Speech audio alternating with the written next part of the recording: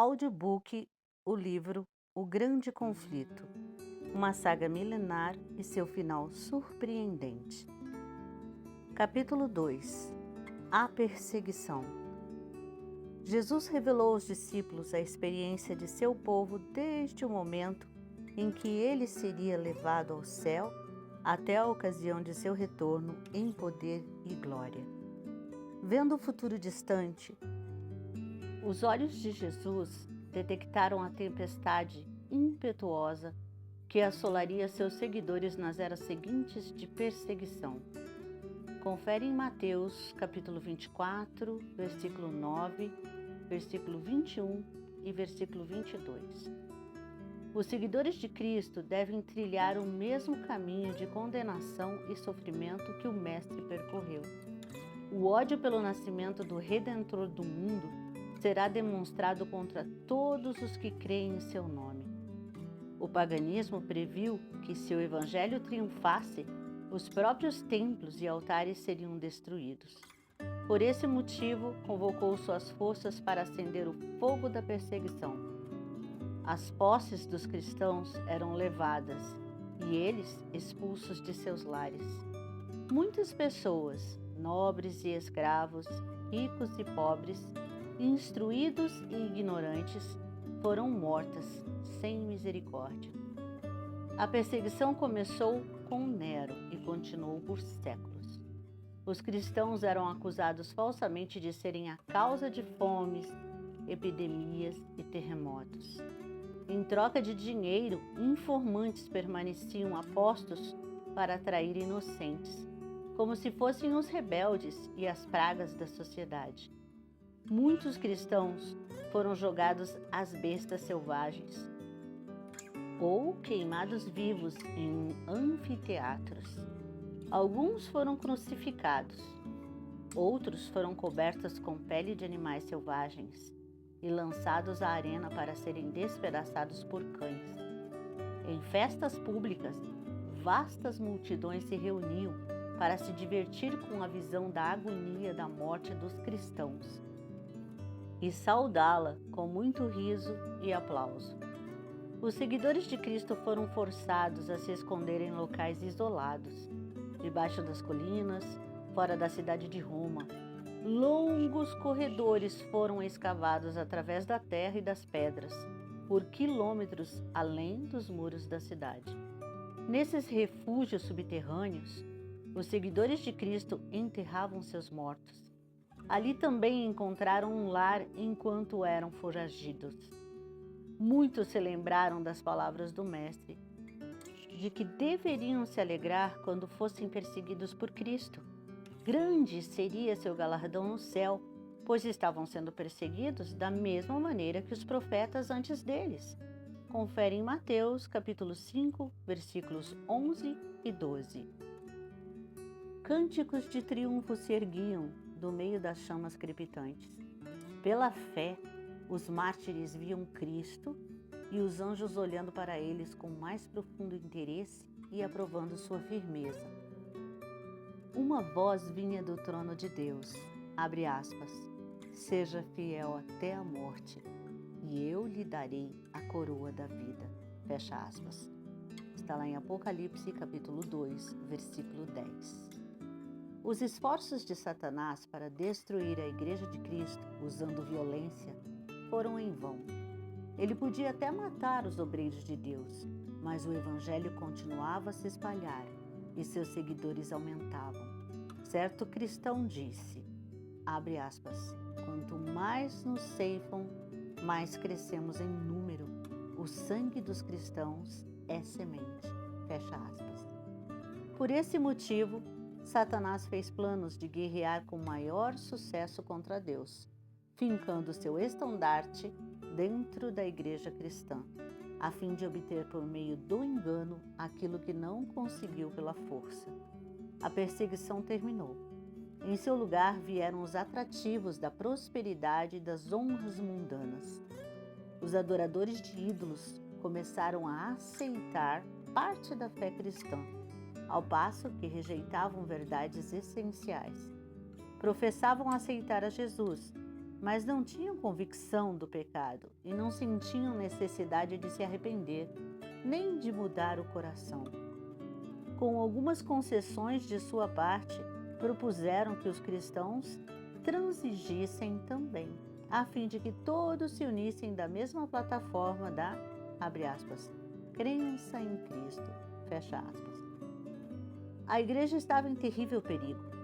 Prisão, tortura, fogo e espada eram bênçãos em comparação com isso. Alguns cristãos permaneceram firmes, outros eram favoráveis à modificação da fé. Sob o manto de um suposto cristianismo, Satanás ganhou entrada na igreja a fim de corromper a fé. Por fim, a maioria dos cristãos consentiu em abaixar os padrões. A união entre cristianismo e paganismo foi estabelecida. Embora os adoradores de ídolos professassem se unir à igreja, ainda se apegavam à idolatria. Simplesmente mudaram os objetos de sua adoração para imagens de Jesus e até mesmo de Maria e dos santos. Doutrinas falsas, ritos supersticiosos e cerimônias idólatras passaram a fazer parte da fé e adoração da igreja. A religião cristã se corrompeu e a igreja perdeu sua pureza e seu poder. No entanto, alguns não se deixaram enganar, permaneceram fiéis ao autor da verdade. Duas classes de pessoas. Sempre houve duas classes entre aqueles que alegam seguir a Cristo. Embora algumas pessoas estudem a vida do Salvador e se esforcem avidamente para corrigir seus defeitos e se conformar com o padrão, outros repelem verdades claras e práticas que expõem seus erros.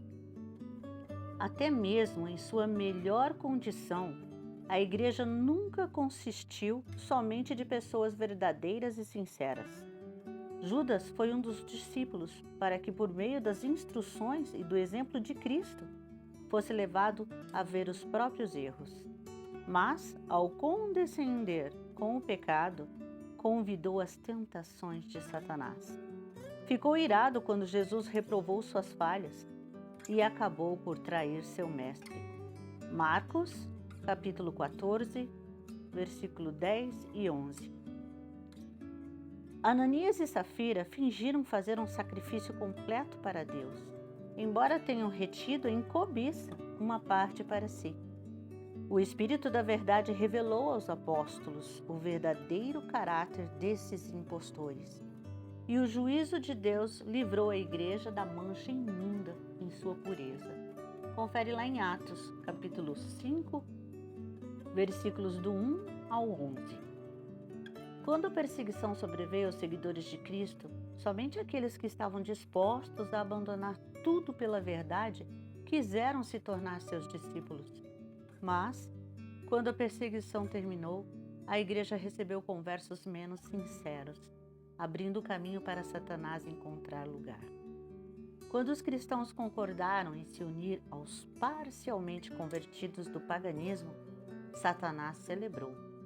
Então, os inspirou a perseguir aqueles que permaneceram fiéis a Deus.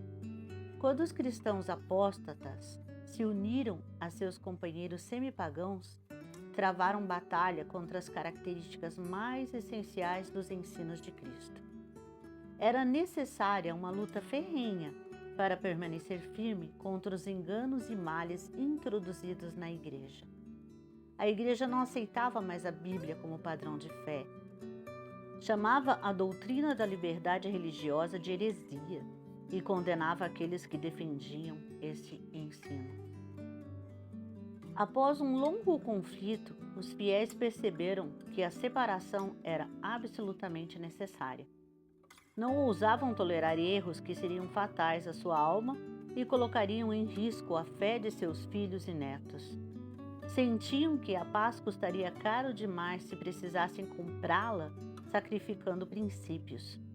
Se pudessem obter unidade somente comprometendo a fé, então que houvesse divergência e até mesmo guerra. Os primeiros cristãos eram pessoas verdadeiramente distintas. Pequenos em número, sem riquezas, posições ou títulos de honra, eram odiados pelos ímpios, assim como Caim odiava Abel. Confira em Gênesis, capítulo 4, do versículo 1 ao 10. Dos dias de Cristo até hoje, seus discípulos fiéis têm despertado ódio e oposição da parte daqueles que amam o pecado. Então, como o Evangelho pode ser chamado de uma mensagem de paz? Leia Atos, capítulo 10, versículo 36. Anjos cantaram sobre as planícies de Belém, abre aspas. Glória a Deus nas alturas e paz na terra aos homens aos quais Ele concede o seu favor. Fecha aspas. Lucas, capítulo 2, versículo 14. Parece haver uma contradição entre essa declaração profética e as palavras de Cristo. Abre aspas.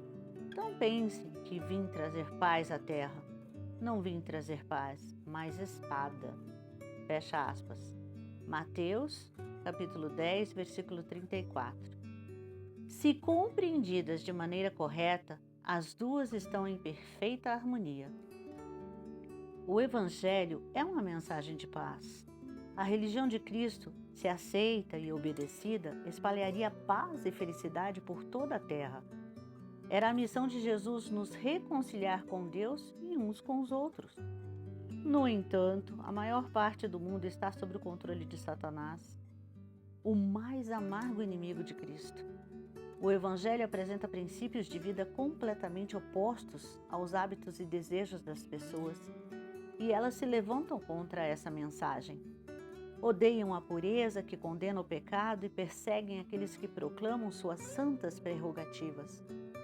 É nesse sentido que o Evangelho é chamado de espada.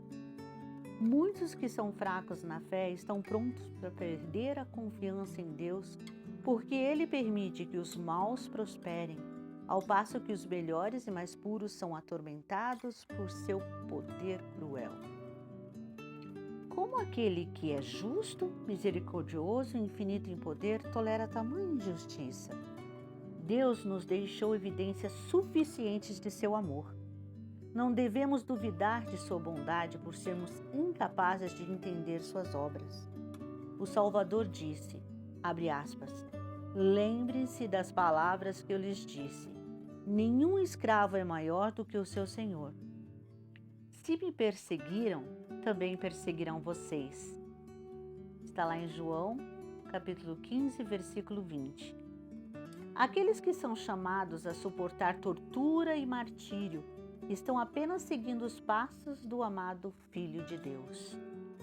Os justos são colocados na fornalha da aflição, para que sejam purificados. Seu exemplo convença os outros da realidade da fé e da piedade, e sua vida coerente condene os ímpios e incrédulos. Deus permite que os maus prosperem e revelem o ódio que sentem pelo Senhor, para que todos possam reconhecer sua justiça e misericórdia, quando Ele os destruir por completo. Deus punirá cada ato de crueldade contra seus fiéis, como se tivesse sido praticado contra o próprio Cristo. Paulo declara, abre aspas, todos os que desejam viver piedosamente em Cristo Jesus serão perseguidos. Fecha aspas. 2 Timóteo, capítulo 3, versículo 12. Então, por que a perseguição parece estar adormecida? O único motivo é que a igreja se conformou ao padrão do mundo e, por isso, não desperta oposição. A religião em nossos dias não é a fé pura e santa de Cristo e de seus apóstolos. Como as pessoas são indiferentes às verdades da palavra de Deus, como há tão pouca espiritualidade vital dentro da igreja, o cristianismo é popular no mundo. É só haver um reavivamento da fé da igreja primitiva que os fogos da perseguição serão acesos novamente.